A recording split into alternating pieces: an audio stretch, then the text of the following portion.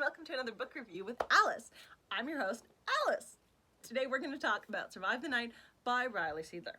Now, this book came highly recommended by my dental hygienist. So I showed up to get a cavity filling done and was reading a different thriller. I think it was The House or something like that.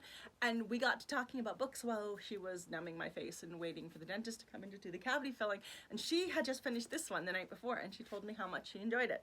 So naturally, I wrote down the name of it, and as soon as I got home, I bought it. And I have to say, it wasn't bad. I enjoyed this book. I gave it 4 stars. One of the things that I really liked about it was that the ending was a complete surprise for me. That does not happen a lot. So that threw me for a loop, which was super delightful. Another thing that I really liked is that it's set a while ago. So it's set specifically in the early 90s. I happen to remember the early 90s, so it was fun and authentic and getting to relive that. The premise of the story is simple. A college girl is trying to share a ride home. Something this mundane that so many of us have done in our lives, hitched a ride back home from university or gotten a ride from somebody to go somewhere in that. I love scary books that have something really mundane and boring in life and twist it and make it terrifying. So in this case, it was literally a ride. She went for a ride with a stranger, which, you know, everyone does on Uber now, and it went terrifyingly badly. And so this book fits that bill really amazing, where you take something simple and everyday in life and make it terrifying. So this book follows Charlie, our main character, who is a girl. She's named after some like famous character in a movie. What happens with her before the book, so off book or off screen, is her roommate at university or college was murdered.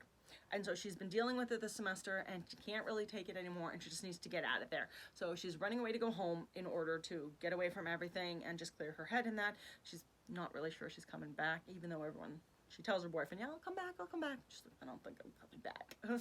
But so she's left and she just wants to get a ride home. Her boyfriend's like, can you wait till the weekend? I'll drive you. She's like, no, I need to get out of here. So she puts a post up on a ride board. Some guy's there. He offers her a ride. She says, great, let's go. And so that's the premise and how this book starts off. And the book takes place in 1991, and so I like the fact that there's like a tape in the car and things like that. Just makes it extra cool. And I don't want to give it away because it did surprise me, and it was a lot of fun because it surprised me in that. But this is similar to the one by one that I have reviewed or will review depending what order I post these in. But I really liked it because the number of characters, and it was fairly small again. I find that sometimes thrillers have too many characters and it's hard to keep everything straight, but this one had Charlie, her boyfriend, whose name I forget, the guy driving the car, which was Josh, I think, Jake, Josh, something like that. Something with a J, Jesse, I don't know, but something with a J, and then they stop at like a diner where there's a handful of like patrons there kind of thing. But for the most part, it's these 3 characters that, and her dead roommate too.